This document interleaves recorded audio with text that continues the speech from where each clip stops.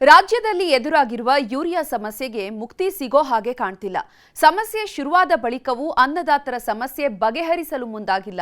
ಇನ್ನು ಸಚಿವರನ್ನ ಕೇಳಿದ್ರೆ ಕನ್ಫ್ಯೂಸ್ ಅಂತ ಉತ್ತರ ಕೊಡ್ತಿದ್ದಾರೆ. ಬನ್ನಿ ಅನ್ನದಾತರು ಗೊಬ್ಬರಕ್ಕಾಗಿ ಎಷ್ಟೆಲ್ಲ ಕಷ್ಟ ಪಡ್ತಿದ್ದಾರೆ ನೋಡೋಣ. ರೈತರು ಅಂದ್ರೆ ದೇಶದ ಜೀವಾಳ ಅಂತಾರೆ. ರೈತರೇ ನಮ್ಮ ದೇಶದ ಸಂಪತ್ತು ಅಂತನೂ ಕೊಂಡಾಡ್ತಾರೆ. ಆದ್ರೆ ರೈತರ ಸಂಕಷ್ಟ ಕೇಳೋರಿಲ್ಲ.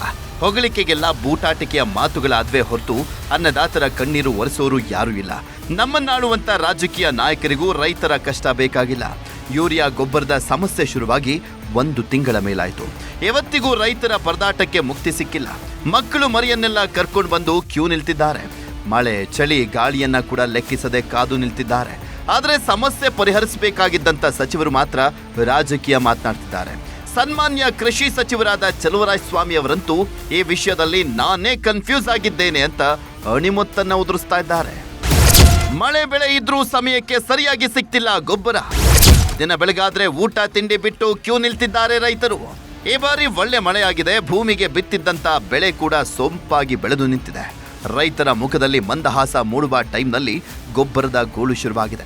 ಗದಗ ಜಿಲ್ಲೆಯಲ್ಲಿ ರಸಗೊಬ್ಬರದ ಅಭಾವ ತೀವ್ರವಾಗಿ ಬಾಧಿಸ್ತಾ ಇದ್ದು ಎಲ್ಲ ಯೂರಿಯಾ ವಿತರಣಾ ಕೇಂದ್ರದಲ್ಲಿ ನೋ ಸ್ಟಾಕ್ ಅನ್ನುವಂಥ ಬೋರ್ಡ್ಗಳು ರಾರಾಜಿಸ್ತಾ ಇದೆ. ಬೆಳಗ್ಗೆ 5 ಗಂಟೆಗೆ ಕ್ಯೂ ನಿಲ್ತಾ ಇರುವಂಥ ಜನ ಮಕ್ಕಳು ಮರಿಯನ್ನೆಲ್ಲ ಕರ್ಕೊಂಡು ಬಂದು ಗೊಬ್ಬರದ ಅಂಗಡಿ ಮುಂದೆ ಕಾಯ್ತಿದ್ದಾರೆ. ನಿಂತು ಸುಸ್ತಾದಂಥವರಂತೂ ಚಪ್ಪಲಿಗಳನ್ನ ಕ್ಯೂನಲ್ಲಿ ಇಡ್ತಿದ್ದಾರೆ. ಕೊಪ್ಪಳ ಜಿಲ್ಲೆಯಲ್ಲೂ ಯೂರಿಯಾ ಪರದಾಟ ಹೇಳತೀರದಂತಾಗಿದೆ. ಎಲ್ಲ ಅಂಗಡಿಗಳ ಮುಂದೆ ನೋ ಸ್ಟಾಕ್ ಬೋರ್ಡ್ ಅಳವಡಿಸಿರುವುದಕ್ಕೆ ರೈತರು ರೊಚ್ಚಿಗೆದ್ದಿದ್ದಾರೆ. ಕೃಷಿ ಇಲಾಖೆ ಅಧಿಕಾರಿಗಳ ಜೊತೆ ವಾಗ್ವಾದ ನಡೆಸಿದ್ದು ಪರಿಸ್ಥಿತಿ ಕೈಮೀರುವಂತ ಹಂತಕ್ಕೆ ಹೋಗ್ತಾ ಇದ್ದಂತೆ ಪೊಲೀಸರು ಸಮಾಧಾನ ಪಡಿಸಿದ್ದಾರೆ. ಹಾವೇರಿಯಲ್ಲಿ ರೈತರ ಗೋಳು ಕೇಳೋರೇ ಇಲ್ಲ. ಬೆಳಗ್ಗೆಯಿಂದ ರಾತ್ರಿಯವರೆಗೂ ಕಾದ್ರೂ ಕೂಡ 1 ಚೀಲ ಗೊಬ್ಬರವೂ ಸಿಗ್ತಾ ಇಲ್ಲ. ಪ್ರತಿದಿನ ಬೆಳಗ್ಗೆ 5 ಗಂಟೆಗೆ ಬರೋದು, ರಾತ್ರಿ 8ರಿಂದ 9 ಗಂಟೆವರೆಗೂ ಕಾಯೋದು. ಆದರೂ ಕೂಡ ಯೂರಿಯಾ ಗೊಬ್ಬರದ ಮುಖ ನೋಡೋದಕ್ಕೆ ಆಗ್ತಾ ಇಲ್ಲ.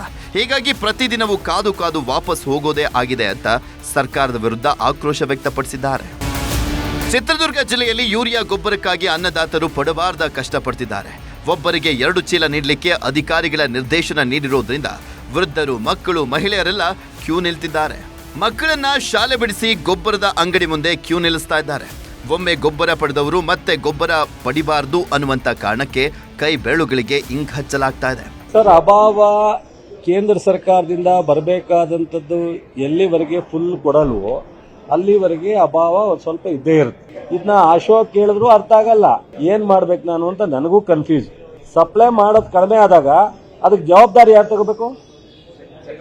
ಸೊ ನಡ್ಡಾರ್ ಕೈಲಿ ರಾಜೀನಾಮೆ ಕೊಡಿಸ್ತಾರಂತ ಕೇಳಿ ತಾಕತ್ತಿದೆಯಾ ಅಶೋಕ್ಗೆ? ಸುಮ್ಮನೆ ಅನಾವಶ್ಯಕವಾಗಿ ಮಾತಾಡೋದನ್ನ ನಿಲ್ಲಿಸ್ಬೇಕು ಅಶೋಕ್.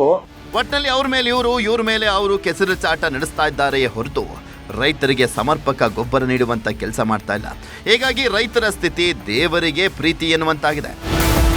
Bureau report, news 18.